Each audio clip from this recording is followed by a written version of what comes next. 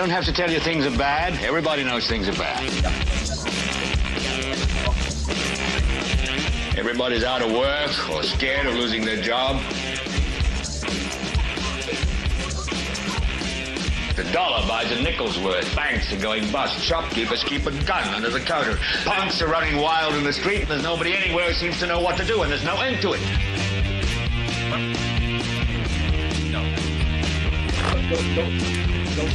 The air is unfit to breathe, and our food is unfit to eat. We sit watching our TVs while some local newscaster tells us that today we had 15 homicides and 63 violent crimes, as if that's the way it's supposed to be. We know things are bad, worse than bad. It's like everything everywhere is going crazy, so we don't go out anymore.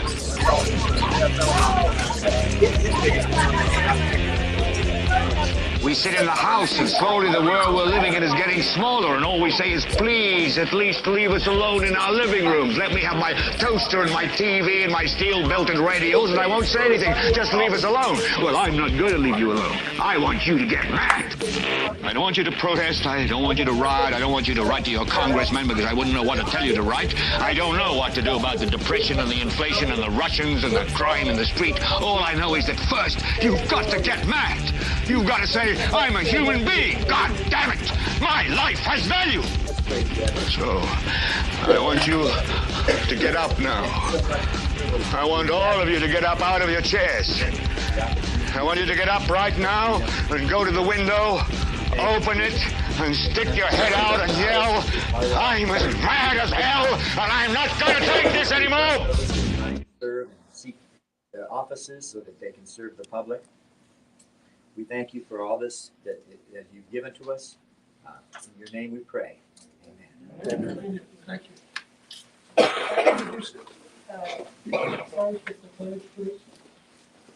Allegiance to the flag of the United States of America and to the republic for which it stands, one nation, under God, indivisible, with liberty and justice for all. Thank you. This time, it's all right for everybody sitting down. But veterans, would you please rise so we can thank you for doing your service?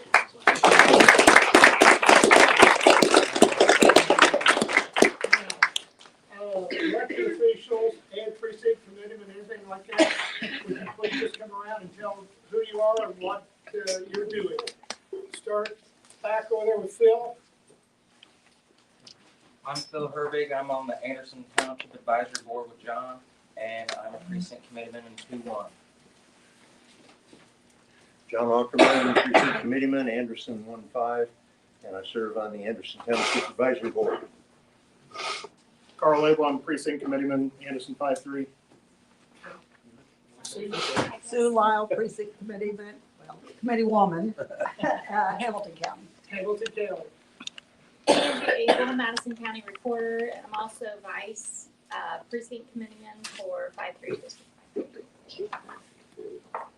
5. Nick Freeman, Vice Precinct Committeeman, Anderson 4-7, and I'm the 5th District Vice Chair for the Indiana Federation of Young Republicans. Awesome. Now, please, Jim Bauer, precinct committeeman, Stony Creek 1. front row. Anybody? There's one more. You got I'm sorry? Rob Trotter, I'm Stony Creek 3 precinct committeeman. Okay. We'll start with the back row. John? John Beeman, Madison County Sheriff. David Sargent, precinct committeeman, Fall Creek 1. Anybody back row? Marsha Parker, Vice Precinct Committeeman. Third row? David Cunnington, Chairman, A2, I think. Okay. New. Jodi Norrick, County Council, District 3, and then Precinct Committeeman for Edgewood, which is AT3. Lisa?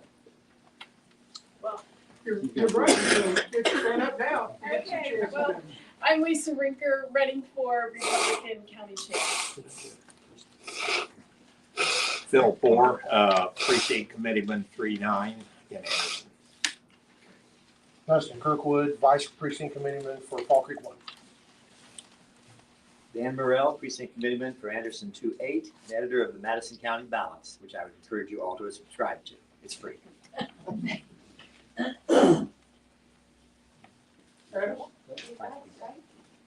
Yes, I see. Behind you. Oh, go ahead, I'm sorry. Ruth Ann Morrell, Vice. Vice. That's what you said. Anderson 2A. Thank you. Janet Vernon, I'm precinct committeeman in precinct 71, Delaware County. Delaware County. Lorraine White, I'm precinct committeeman for Richland 4. Oh, I guess I have. Sean Smith and Lori's. Okay. Thank you, everybody. Appreciate it. Give everybody a hand. There's a lot of precinct commitment and advice here, so without further ado, I'd like to go ahead and start with the first speaker, and I'm asking Adam Harvey if he would please give her the go. Good evening, everyone. It's my pleasure and honor to introduce a strong leader, dedicated conservative, Lisa Rinker. Lisa has a proven track record of service to our community. From her time on the Alexandria School Board to her involvement in organizations like the Madison County 4-H, the Farm Bureau, and the Madison County Women's Republican Club. She and her husband, John, operate a family farm. She brings a wealth of experience in business, leadership, and public service. Lisa is passionate about uniting our party, improving communication, and growing Republican engagement across Madison County. With John Hockerman as her vice chair, she's ready to lead with integrity and vision. Please join me in welcoming the next chair, I hope, of the Madison County Republican Party, Lisa Rinker.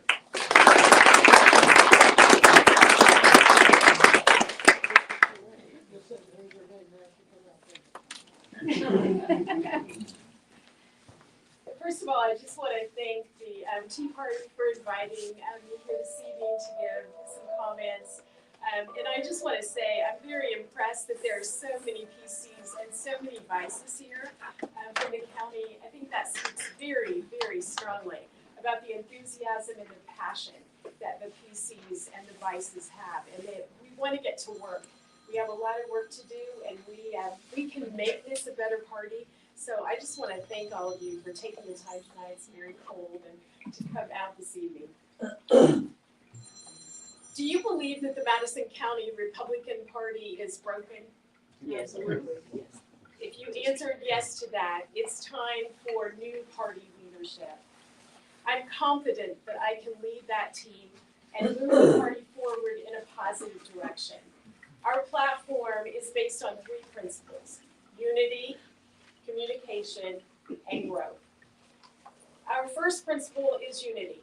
To have a strong Republican Party, we must be unified. We will include all Republicans in the party.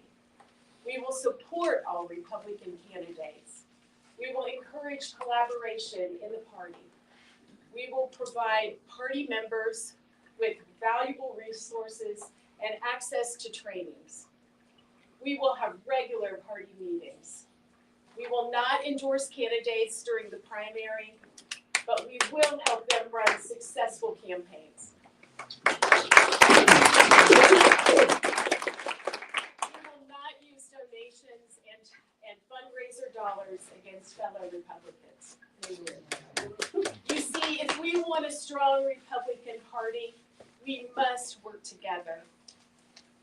Our second principle is communication. Communication is the core to our platform, because without communication, the growth and the unity are impossible. We will have one Facebook page that will include everyone, and everyone's opinions will be welcome. We will use multiple forms of communication, and we will send out the communications to everyone at the same time. We will listen to and we will respect other people's ideas and opinions. We will provide information packets to candidates, to PCs, and to vice PCs. We will open the books. We will have financial statements and minutes from the leadership team. We will be available to answer questions from everyone, including those people that want to run for office. With effective communication, transparency, and accountability will be the result. Our last principle is growth. Before growth could happen, we must build trust in the party leadership. We will achieve this through our actions and our words. We will grow the knowledge base of our PCs and our vice PCs through trainings. We will increase the number of Republicans in our party, as well as increase the voting numbers in the primaries by working with PCs and vice PCs. We will establish and support a young Republican group, as Steve mentioned. People's opinions and leadership will no longer retaliate against people with different views. We will raise money through donations and fundraising to support candidates and secure a physical headquarters. Yay. Our leadership team focusing on unity, communication, and growth, the Madison County Republican Party will be strong now and in the future. With that being said, I'm excited to introduce to you the rest of our leadership team. You've all met John Ackerman, who is running as vice chair. And besides John, Rob Trotter, who is a PC from Stony Creek 3. Rob is right here. Please stand up, both Yes. of you, so everybody can see. Rob is running for secretary. And Nick Boris, who resides in Adams 1, is running as treasurer. The Madison County Republican Party will be led by a strong team. We will bring different experiences based on our ages, where we live in the county, and our backgrounds. With our strong leadership team in place, the Madison County Republican Party will no longer be broken. We ask for your vote on March 1st for our team, Lisa Rinker, John Ackerman, Rob Trotter, and Nick Boris. Thank you so much.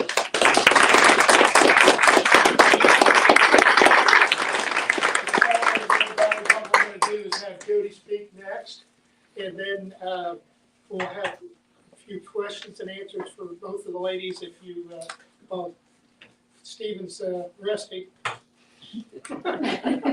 So anyway, Jodi Norrick is a member of the county council, and over the last 2 years, you've been three? I started Starting your third year on the council, and she's seen quite a lot in the last 3 years, so I'm kind of interested to hear what she's got to say. So without further ado, would you please welcome Jodi to the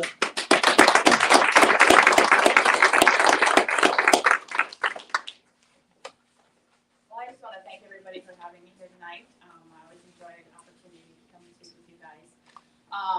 Wow, a lot's happened in the last 2 years. I'm starting my third year on the council. We have new people on the council this year, and I'm very encouraged and positive. Have a positive attitude, I guess would be a better term. That we're going to have a good year this year. I met with the president, and we've been discussing some different things, and we're going to hopefully see some different ways in the way that our council does budgets. So for any of you that don't know, the county council, our main job is to do the budget for the county.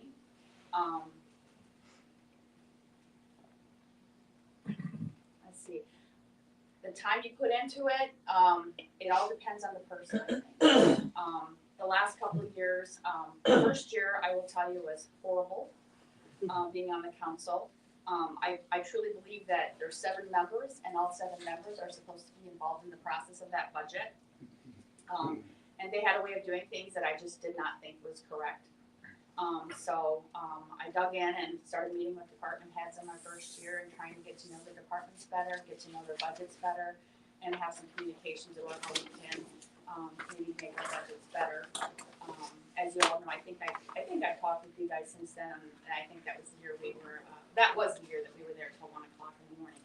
Not something I wanted to do again. The second year, we did work together a little bit better than we did the first year. And as much as I'm not 100% happy with the way the budget was, I feel that was a pretty decent budget. I would have liked to have been able to, give some type of increases to our employees, because I think that's important, because our employees in our county are quite low paid, most of them. That was not something we were able to do last year. I'm still looking at some things to see if there's maybe something we can do to be able to compensate them this year. I'm not sure that that's gonna happen for sure. I know we've got, a lot of talk at the state as far as property taxes goes, and what's gonna happen with those bills that have been proposed, how that's gonna affect us as a county. It's all kind of up in the air right now, and I don't, it's not gonna affect us this year, but it's gonna affect us possibly in the future, depending on what passes and what doesn't pass.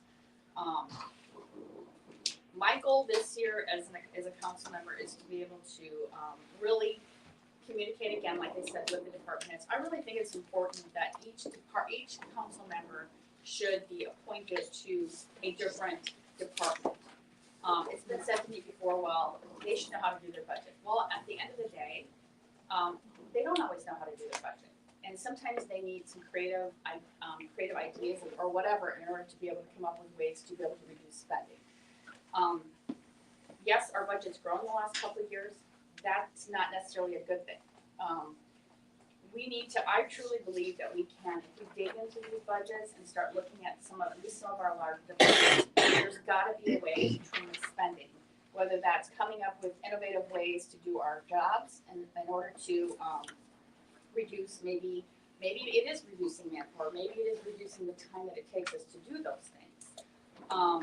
And that's gonna be a discussion that has to be had with department heads and putting our heads together and thinking of ways that we can trim down that budget. I'd like to see less spending, but more quality of spending. And all those things take time. So, we're also, President and I and the new, Auditor Todd are gonna be meeting maybe next week. I'm not real sure when we're gonna be meeting, but we're gonna be discussing the process of the budget. In the past, we basically started on our budget in August. September was supposed to be like, okay, well, we kind of got a budget, which we never had a budget really in September. In October, we're passing a budget already, and it's like, this is not working. After having conversation with President Green, he would like to start the budget process already in like April, May. And what does that look like? I mean, that to me is like sitting down with the president and saying, okay, give me your budget that you think you're gonna have next year. Now let's talk about this budget and where can we trim some of the things that we're spending on? Where can we be more, like I said, more innovative with the way that we're doing things to be able to reduce our spending? It's gonna take, it's kind of like the old adage, it takes a village to raise a child. Well, it takes multiple people to be able to pull together a budget into a good sound budget. There's a lot of different things that go on and different issues that we have to deal with. And I can tell you that I work on the budget pretty much all year long. And then the 2 months before the budget, I sit at my computer and I kind of and I honestly love it. It's really crazy. Who likes to sit at the computer and look at numbers all day? I do. So, which is probably a good thing because that's what my job is. But no, I really enjoy getting in there and digging into it, trying to figure out how to balance that budget and looking at our revenue sources and so forth. So, like I said, I'm really excited about this year. I think that we're going to have a better year than we have in the last 2 years. And something that Lisa hit on is we've got to start working together as a party, as people.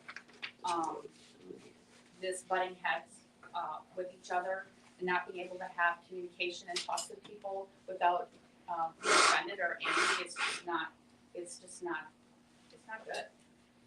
And so as a believer in Christ, I believe that we have to look at things differently. We have to have a positive attitude. We have to be kind, and there's a way to be able to communicate with one another without throwing down and causing a big issue on everything. And I truly believe that this year that we can hopefully do that. Like I said, I'm really positive about that. So.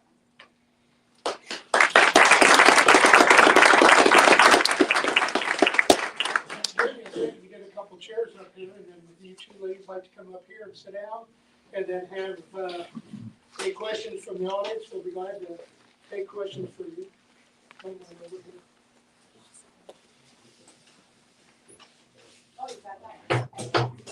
There you go.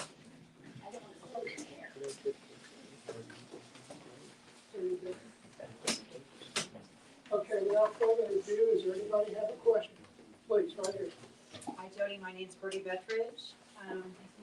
It sounds to me like you're describing something akin to a Doge for Madison County, Department of Government Efficiency, in other words.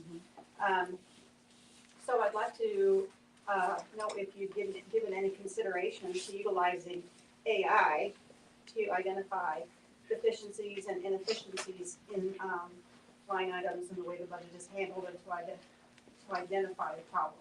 No. I have not given any thought to that at all. I'd like to suggest that you do that. Okay. I'd have to look into how that works because I'm not a big AI person, so, but I appreciate that. Hey, Jodi, my question would be, and this is a general question, you've got all these departments, you've got one pie, and everybody wants a piece of the pie. What is your thought process going through on how you prioritize what areas to give the most money to do that? Not as individual, but what is your thought process to say, okay, we know we've got this coming up, just like a household budget, you prioritize in what order? Does the county council have a certain priority on how they figure things out on what to spend the money on that's available? I truly believe that over the last couple of years that I've been on the council, I don't know that I don't know that, I mean, I had priorities, but I don't know that anybody really, the departments submit a budget to us. It's always over what we have in financial funds. And that amount is set generally, the auditor does a worksheet. And last year was the first year that I got to see that worksheet and work through that because we were really struggling on what they had told us we could spend. Of course, we were able to increase that some because there were some things that, after looking at that financial worksheet, that were like, well, we think we can raise certain things here based upon what we've seen coming in the past. Of course, it's all a guesstimation. It's not like your homework. It's not like your homework sheet where you're like, okay, I work at this job, I make X amount of dollars a year, and I know that I have this much money coming in. Now, some things are pretty, sure. We know approximately how much property tax we're going to get based upon what we've had in the last couple of years. That fluctuates, and sometimes it goes up. It's gone up a little bit. But then we've got other miscellaneous revenues. For instance, the sheriff has we get paid from the state for housing inmates that are supposed to be at the state, housed at the state, not here. Well, last year, evidently the state ran out of money. Like, I'm not really sure. I don't know when the last time the sheriff's got paid for that, but that is a huge amount of money that we receive.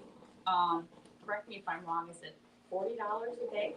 43. 43, I think it went up. $43 a day per inmate. And we've got approximately, I'm gonna guess, 54. 54 inmates that really shouldn't be here, that should be at the state. And some of them have been there. And I have a little more inside information on that because I am married to the judge. And we were talking last night actually about, he's got one inmate that's supposed to be released, I think it's in April of this year, and that inmate was sentenced to the state like a year ago. They've been there quite some time. And so, yes, we're getting $43 a day, but I can guarantee you that it costs me more, or costs the sheriff more than $43 a day to house that inmate. So I'd really like that inmate to go to the state because it also would help with our crowding issue and other things that we have problems with. So some of our revenues are very up and down, they're volatile. Sometimes we can see good revenue come in, sometimes we can't. And so when you're creating a budget for the county, you got to have a little bit of cushion there to be able to, in case something happens, that we can't appropriate it all, if that makes sense. I think I've gotten off track of what the question was. Oh, I know what it was, sorry. So at the end of the day, when I'm looking at a budget, there's certain things that I have to pay for. I have to pay for salaries that we've already committed to, and their benefits. I have to pay for certain things like medical costs at the jail, food at the jail. There's certain things that I can't fluctuate and say, well, we're just not going to feed inmates today. That doesn't work very well, and I'd have a loss.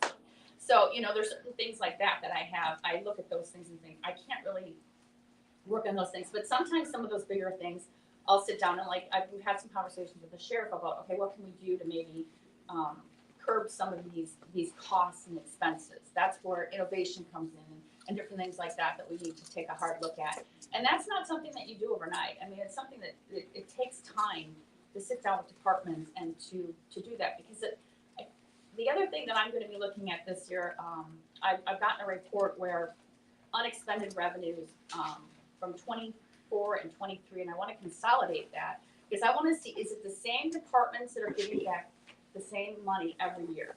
Because if it is, then that money probably needs to be pulled away from that department and reappropriated to someplace else where I need it more. So that's something I'm gonna be working on this year. So I hope that answers your question. Anybody? Yes, sir.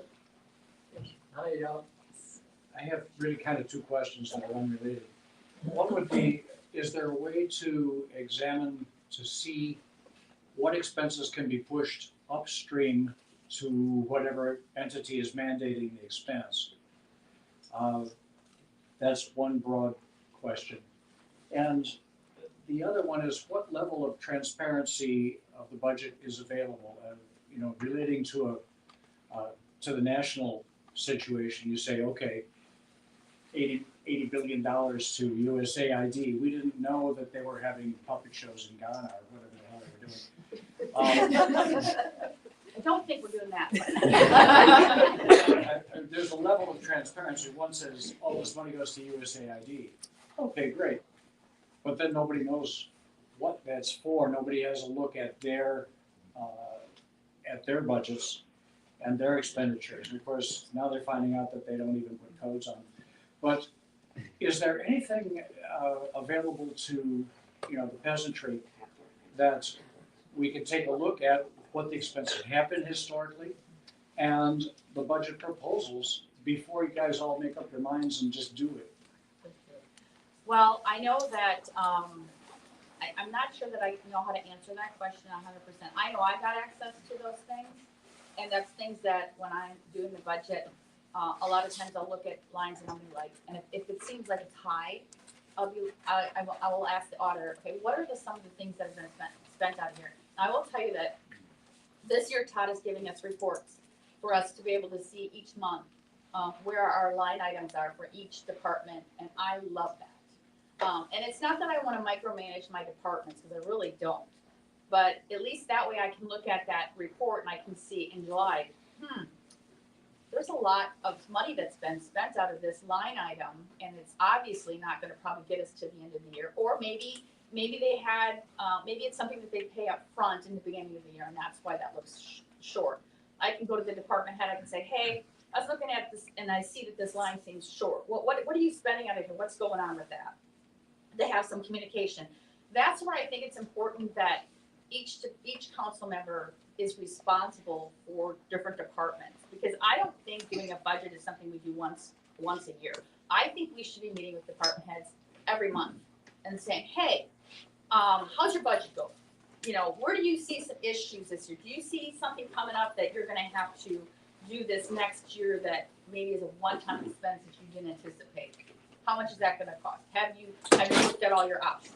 Having that communication with them, and then that council member being able to report back to the council and say, hey, just a red flag, or this department's doing really well, but this department's having some issues, and this is something that we're gonna need to look at.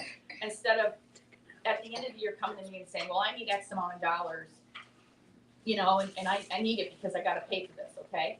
I also wanna see more true budgets. We know that the sheriff spends X amount of dollars for food. We can see an average over the last couple of years. And in the last couple of years, he's gotten dinged, and they've taken that money away to pass the budget. We know that the sheriff is probably going to come back. I know the sheriff, not probably. The sheriff is going to come back, and he's going to ask me for more money for certain things. That's where our cushion comes in play. But I would really like to have a budget that says, I know that the sheriff's gonna spend X amount of dollars on food, or pretty darn close to it, based upon what the average has been for the last 3 years. Let's give him that much money in that line item, so that I don't have to see the sheriff necessarily coming before me asking me for more money. Because I think when I was in Edgewood for 19 years, we never had people coming before us, and granted, it was a much smaller budget, and asking us for money in July and August. We didn't have that. And at the end of the year, they're like, well, we're gonna have extra money here, we need to transfer something because we wanna be able to do X, Y, and Z with it, and we did that. And it was just like a one-time-a-year thing. It's not that way at the county, and I think that's because we're not doing very accurate budgets sometimes, and that we need to keep looking harder at that and appropriating the money differently than what we're doing. And yeah, I think there's some areas where we definitely need to take some hard looks at, and something needs to change in some of the different departments. I have a question for Jodi. By the way, I just want you to know that Lisa's up here too.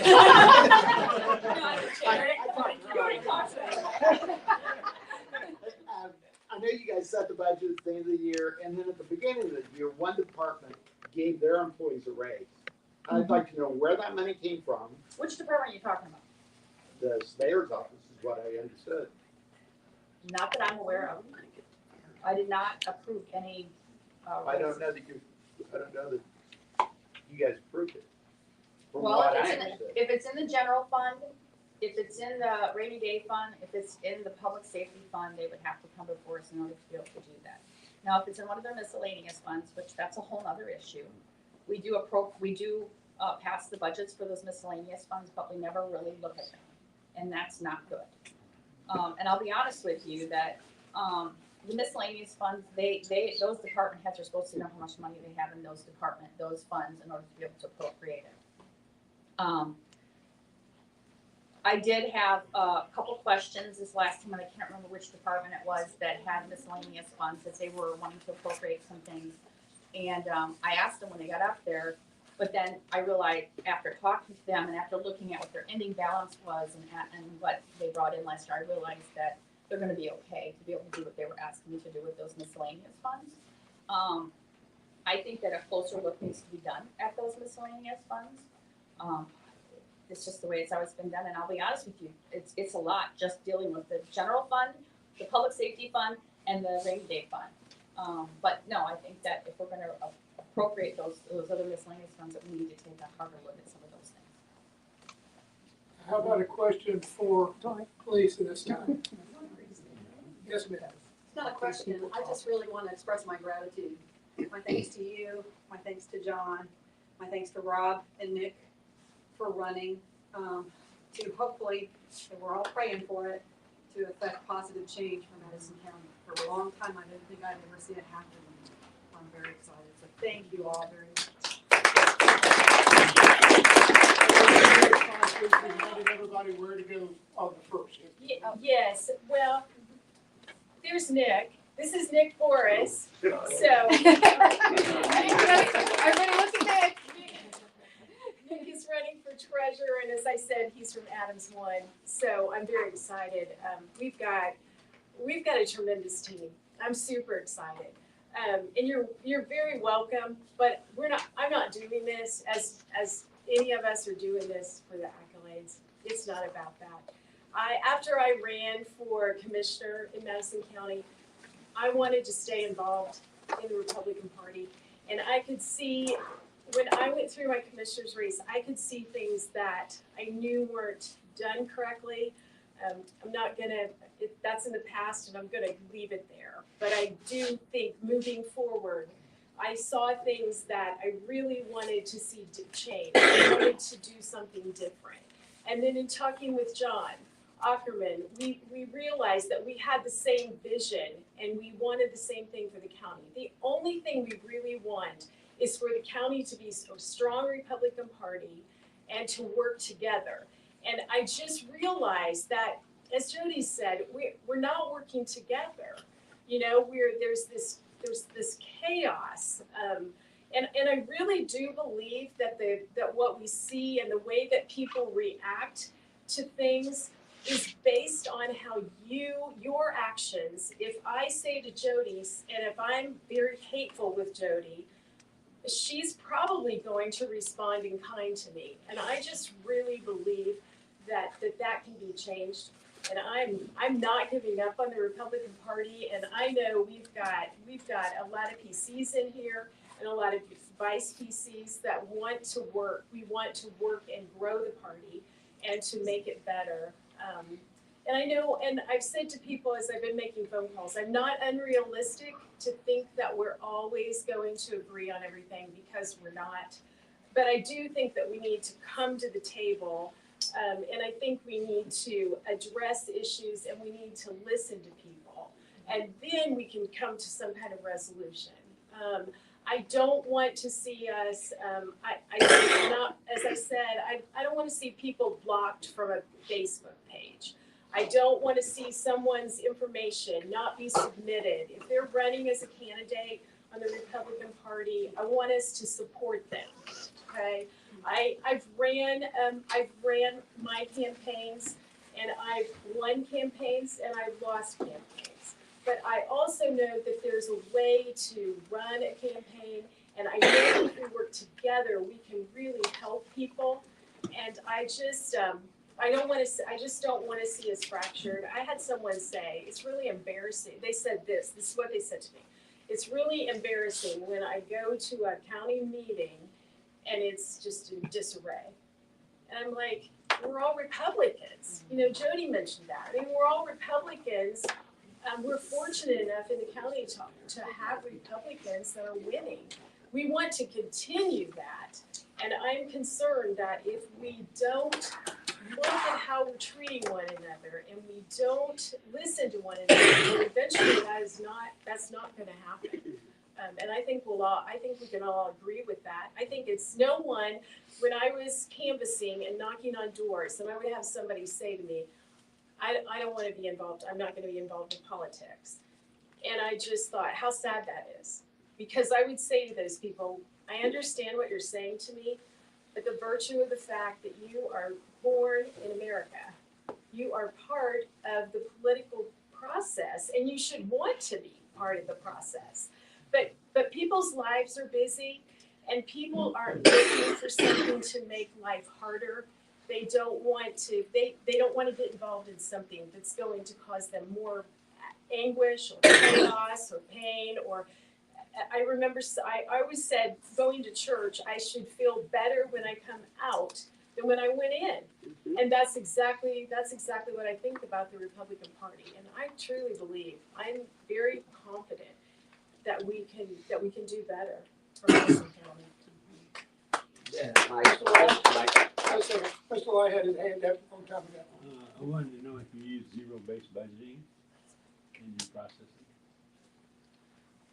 So zero-based budgeting would be when you appropriate everything, correct? That's when you appropriate nothing. You add to it as things.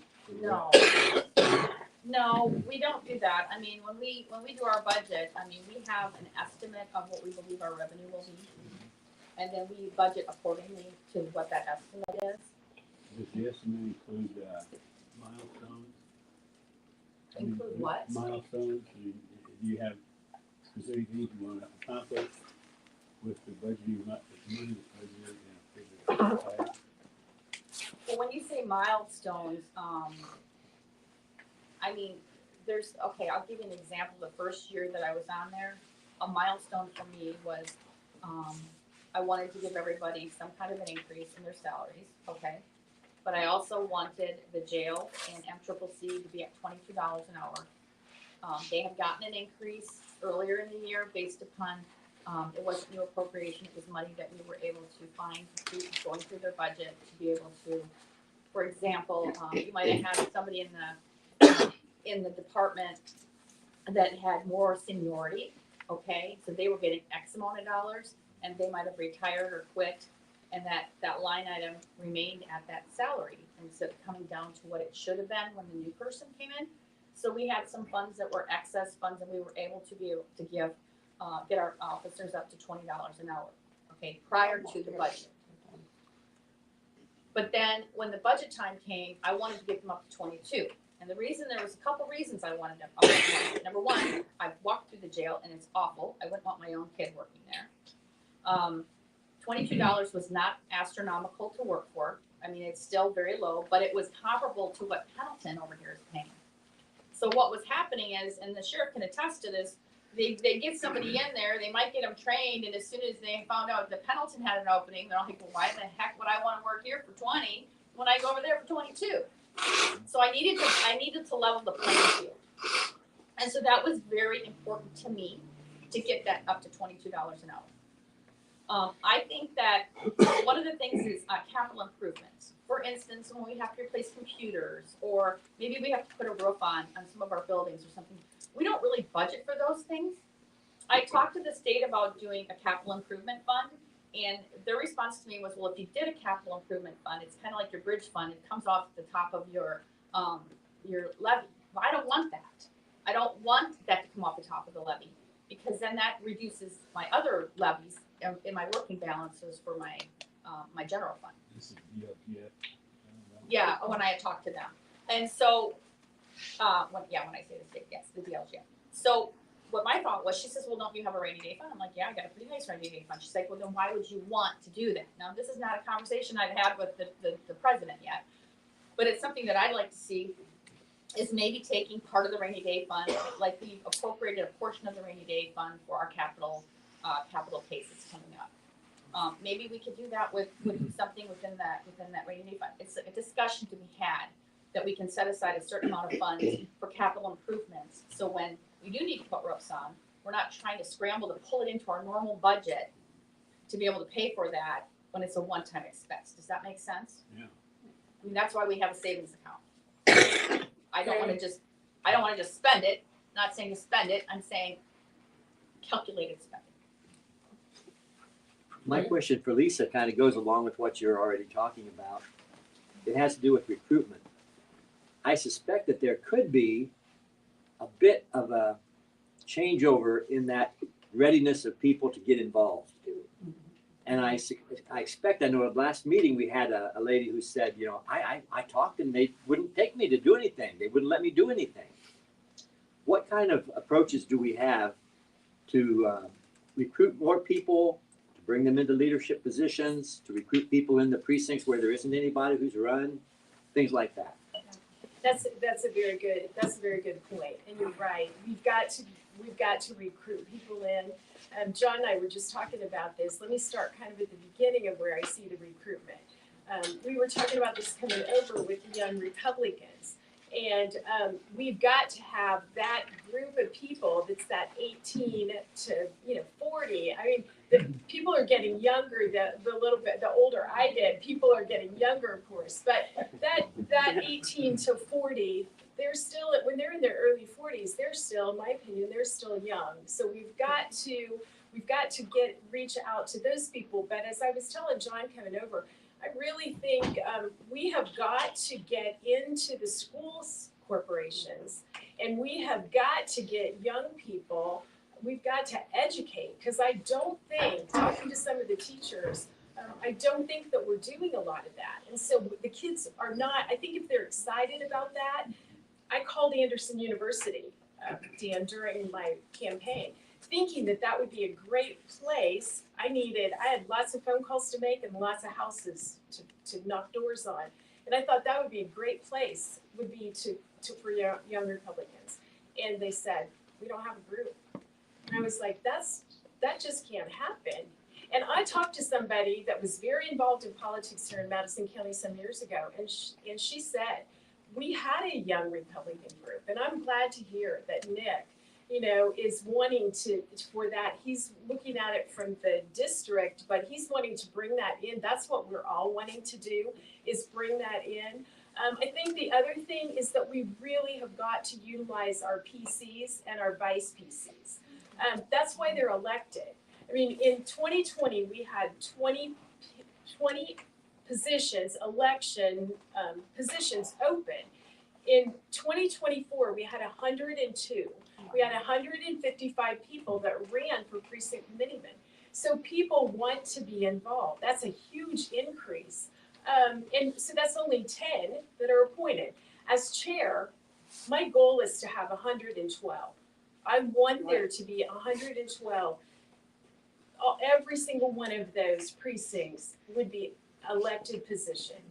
I think that people that live in their precincts know those areas better than anybody else. So I think to bring someone in from Pendleton up into our area to Alexandria, or vice versa, you just don't know the area like you would. So I want to get our PCs involved.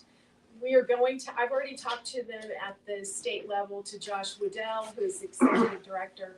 We're going to have a training. That's one of the first things we've got to do is have a training and get those people so that they are excited and there's something for them to do. When I talk to somebody and they say, I was told the only thing that I need to do is to show up at the caucus and vote for A, then I'm like, and then if there's an open election spot, elected official, and we have to fill that, and otherwise they feel useless. Well, they're not useless. They are actually the core of what gets started for our Republican Party. So I want to realize that people, and I'm not saying, I understand that not everybody wants to go out and knock doors and make phone calls. I understand. I'm not saying that you have to do that, because I would never want to discourage a PC or a vice PC from participating if they don't feel like that they have the time.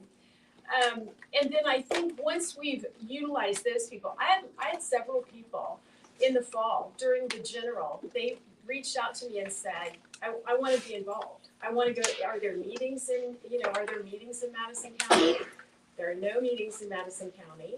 And there was nowhere for me. I mean, I referred them to the leadership in the party, but then after that, it was, other than me saying, you can, they had no list. So there were no walking lists for them. So they had no way that they could make phone calls or go door to door. They had no idea who was even in their precinct. So I think we've got to do that. We've got to utilize our PCs. We've got to get our young people involved. And we've got to, when I ran last spring, 15%, I mean, people that ran in here, 15% of Republicans in Madison County voted. 15%. I mean, that's just unfathomable to me that that's all that's coming out to vote in a primary. They said, well, Lisa, in the general election, Trump was on the ballot, and I get that. But we're a big county in the state, and for there to just be that few people that are actually coming out to vote is just a real problem. And I really truly believe that if we work together, we're going to have committees. So we're going to have, a committee for recruitment, a committee for young Republicans. We're going to have fundraising committees. We're going to go back to where we have township chairs and ward chairs. We're going to put people to work, and people want to. I mean, people really want to be involved and to work. So that's the first things that we're going to do. Obviously, the leadership team, and you're going to hear me say that a lot. We talk about central committee, and people don't know what central committee is. You have to explain what central committee is. And so I call it the leadership team. It's the leaders of your party, and then they guide all the other members of your party, and then we strengthen that, as we move forward. So I hope I answered your question. Very good, thank you. So I had a question that I think both of you will be able to touch on. So, Jodi, you and the county council have the solemn responsibility of putting together a budget for the county. And oftentimes, there's a disconnect between what people out in the community know about the process versus what you're tasked with doing. How do you think the precinct committeemen and the party structure can come alongside elected officials like you and help to bridge that gap between what people in the neighborhoods know and what you guys know within county government? And then Lisa, I also want to hear your thoughts on how you think the party can be more involved with supporting the roles that elected officials are expected to fulfill. Well, I think that there's a real disconnect between voters and elections in general. And it's like Lisa touched on the fact that there was such a poor turnout in our primary. I was really frustrated and angry about that because number one, I think that if you're not voting during your primary, then you don't get to complain about what's going on in your community. Right. You know, I'm just being really transparent with you here. You know, it's your responsibility as voters to to educate yourself on what's going on within your community, within your county. If you've got a problem in the county with something, then, you know, reach out to one of your elected officials. I might not be the person that has the answer for you, but hopefully I can at least try to get you on the path to the person that you do need to talk to be able to make a change in whatever it is you're going through. I think precinct committeemen have a great responsibility in the fact that, number one, I think that as precinct committeemen, we need to be going out there, and we need to be able to canvass our areas. We should not have to, when we call up the voter registration, say, hey, I need a walking list for my precinct. Well, I'll get back with you on that. I'm not sure you can have it. Seriously? It's crazy. I mean, come on. That's got to change, people. That happens everywhere, not just in Madison County. I mean, at the end of the day, I need to know who my Republican voters are so that I can go and I can reach out to them. If for no other reason, maybe they can't get to the polls and maybe they need an absentee application. And granted, the state's done a pretty good job about sending out the applications to the homes and stuff like that. Personally, I think that's a lot of wasted money. Just saying, because I get like 4 of them at my house and I'm like, don't need any. And I can download it for free.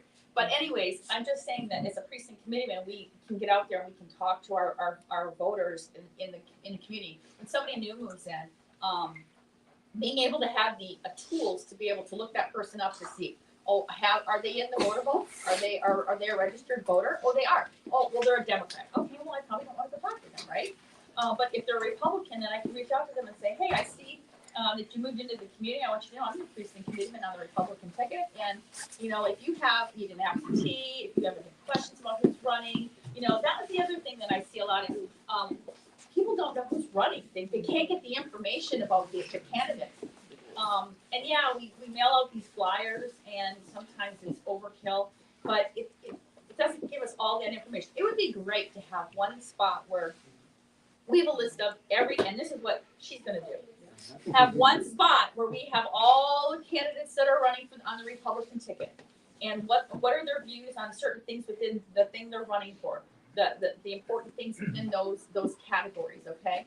And then the precinct committeeman can have this, whether it's something that I don't want to spend a lot of money, I don't want the party to spend on, but you can send it to me electronically, and I can share it with voters out there and say, yeah, hey, I'll send you this, I'll text this to you, and you can look at it. Here's a little thing about all of our candidates and who's running and what they stand for, to educate voters. I mean, people ask me all the time, well, who's running? And it's like, you know, I know this, but even when it comes to the state, I don't always know everybody that's always running, and I have to pull up my thing when you get onto the state website to see, okay, who are all my people running? Well, that doesn't always help me if I'm over on the other side of Anderson talking to somebody, you know what I'm saying? Because they might have a different person that's running in their district than what I have over mine. So having those tools at our hands to be able to reach out, and I think that will get a better turnout in the primaries and get people more engaged in voting. Lisa?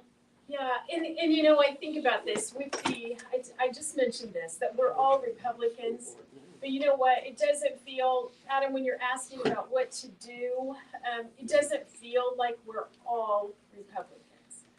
I ought to be able to go, I mean, honestly, I should be able to go to the county council meeting, and I should be able to address all the council members. And it doesn't feel like I can. You know, it feels like, and I've heard people say, well, there's this faction and that faction. And I've said this multiple times, I don't want to hear the word faction when we talk about the Republican Party in Madison County. I want to feel like that I can go, that I can talk to Angie or Todd or Jodi or Sheriff. I just want to feel like that I'm included in the party. I don't want in talking to people, I hear people say, well, I don't feel included. And I don't want that to be. I want it to be that you feel like that if you ask a question, that you're respected. You know, that we have that mutual back and forth as Republicans. We're all working together for the same goals. And so I think that's where we have to start with where I see the county chair and the leadership working with our, you know, I think we've got to bridge that first, because now it feels like, you know, that we can't even, that I don't even feel like maybe that I can go to a Republican elected official because I'm listening, you know, and I don't want that. I think that's where we've got to start. As far as where the party leadership and with our elected officials, I think we got to start there. We got to start baby steps, and then we'll get past that and move beyond. I want to thank everybody.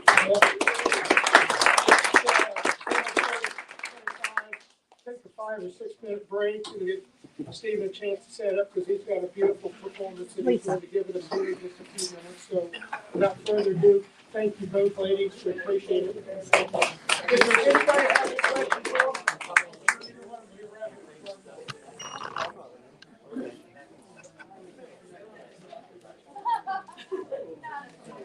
Okay.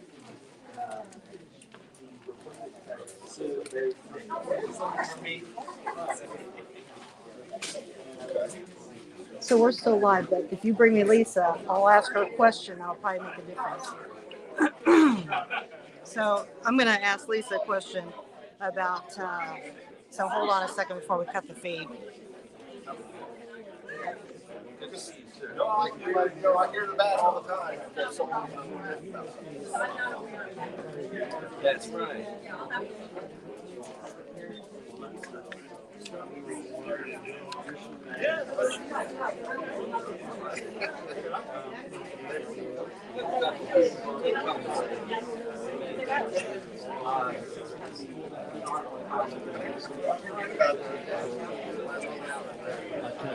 It's not the Republican Party that's the problem, it's the officers of the Republican Party. There's a disconnect. Well, there's a disconnect with the Republican officers, but also our elected officials. They should take a stance, and they too should be asking the other Republicans that are sitting there to allow the people to speak.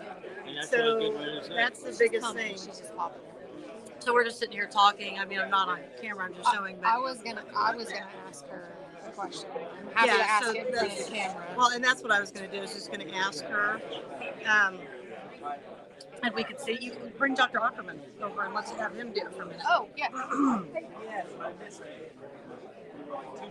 Yeah, that was going to be my question. I was hoping they were going to have a little more questions, but.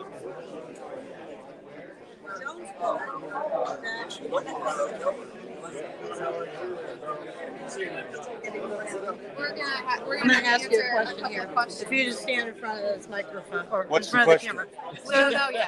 So here's the question. I was going to ask Going back just a little bit, but you'll have to talk loud. Okay. So the question is, the current administration or organization has a lot of nepotism within their party, and they tend to only bring in people who they're related to, as far as putting them into caucus areas when somebody's leaving or has resigned. What are your guys' plans when we have people who resign or leave their seat? How will we function with the community and make it more open to the community? Yeah, I think what Lisa and I want to do in that, well, I'm really sure that what we want to do in that instance is, if you're talking about precinct committeeman and vice. In anything. So if it's a county seat or any type of seat at all. Well, if you think about the precinct, the first level of interest will be to get someone who lives in that precinct to represent that precinct. Oh yeah, that's what I'm saying. And I think if it's to replace an elective office, I don't think I would go out to try to recruit my buddies, my family members. I think think what I would do is put a notice out to all the Republicans. Hey, this is open. If you're interested in filing for it, we're going to have a caucus to replace this person. If you're interested, please contact a member of the leadership team. I think that's what I do. Okay, because we've often seen Kelly Hewer use her own husband as a caucus person many times over. And so so he's been in several seats, he's never been elected. And so that is everyone's big concern is will we see that culture continue or will we see a new culture begin? I think you're going to see a new culture. Because the reasons we're running include the fact that we've got to open it up to everybody and not just the good old boys club. Right. Okay. So there you have it. I wanted to put that out there because we've had, I guess I can turn this on me. I don't know. So there you have it. I wanted to ask that question. Did you want to ask Dr. Ackerman a question? No, I'm good. Okay. So I just wanted the people to understand that we're not going to continue on with nepotism, hopefully, in this county, and that we're going to see some changes. You can see if Rob's There are many things that are going on in Madison County, a lot of abuse going on in Madison County. So at this point, I'll let you guys listen in on how this went for tonight, and I wish the group the best. Do you want to say a few words? Sure. So the question that we had asked a little bit ago, will we see a change in using family members when we have caucuses, or like Kelly Hewer has oftentimes used PQer many times over to fill seats, or what we've also seen is the four people on that leadership will go into positions. For example, Rob Steele was on the organization and then caucused in as a council member, those kind of things. Will you guys be utilizing each other like that, or will we see new people coming in? No, the goal would be to vet every candidate up to their choice and let every candidate be heard. Anybody that wants to run for an open position should have that opportunity. It would be an open process with open meetings for everyone to be able to have their say, and then let the precinct committeemen do their job, and they get to decide who goes in. It shouldn't just be up to the central committee or the party leadership, quote unquote. It shouldn't be the ones deciding. We should facilitate the meeting and make sure that everyone has an opportunity to apply for a job that becomes a vacant position, so that we can fill it with the most qualified candidate. Okay, and so that's the big thing that's going on right now is how will we break this cycle? Right, by when there is, I know when we had to fill a couple years ago, they had to fill a county council seat, and it sounded like I was trying to be involved and find out what was going on and just learn about the process. And basically, I was told it was already decided and it didn't matter. And that's not how it should be. It should be all the precinct committeemen should be involved. They should know when the meeting is going to be. There should be interviews with anybody that wants to apply for it. That's a well-established Republican. Should be able to apply for that and should have an equal opportunity to speak to the precinct committeeman, and then the precinct committeemen get to make that decision. Now this is really going to put you on the spot. So the next question would be, when we're looking at the election board and who would represent the Republican Party, will we using the organization or will we be using somebody outside but is a Republican, so we have, diversity? Because now Russ appoints himself to the election board, that kind of stuff. Sure, and I'll have to research that. I don't know much about how the election board works, so I'm still fairly young. I'm trying to be involved and trying to learn some of this stuff. So there you got to meet Rob Trotter, so you can kill the feed, Kristopher. Thanks.